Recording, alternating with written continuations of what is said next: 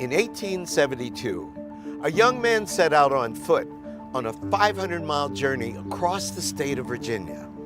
His name was Booker T. Washington, and he was heading for the Hampton Institute, a school that had been founded for the training of the freedmen and the freedwomen following the Civil War. Little did he know that he would become that school's most famous graduate.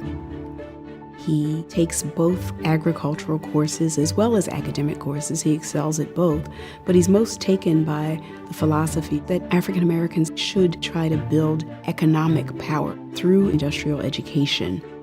Booker T. Washington becomes the principal and leader of Tuskegee Institute in Tuskegee, Alabama, a school for African Americans, and creates it into something that no one ever saw before.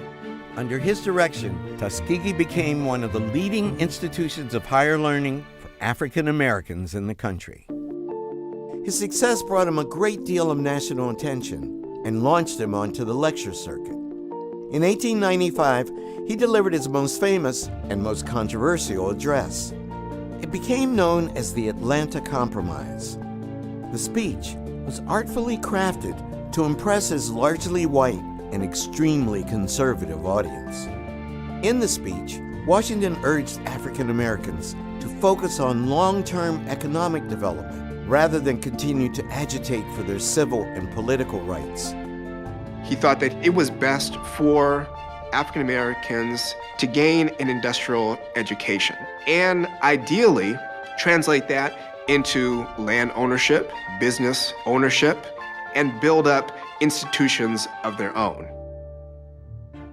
In a way, Booker T is saying we have to remember that our well-being relies on the goodwill of white people. And the best way to ensure our future is to make ourselves useful to white people rather than agitating for a partnership they clearly are not ready to give to us.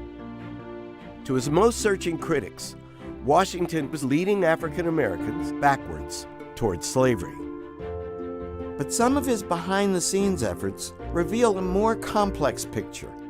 At the same time as his public-facing politics were accommodationist, he's also funding anti-discrimination lawsuits challenging Jim Crow segregation. So he understood the problems of segregation.